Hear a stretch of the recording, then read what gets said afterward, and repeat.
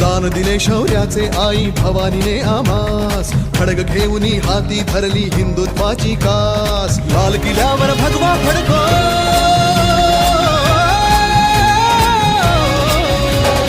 लाल किल्ल्यावर भगवा फडको हाच एकला ध्यास.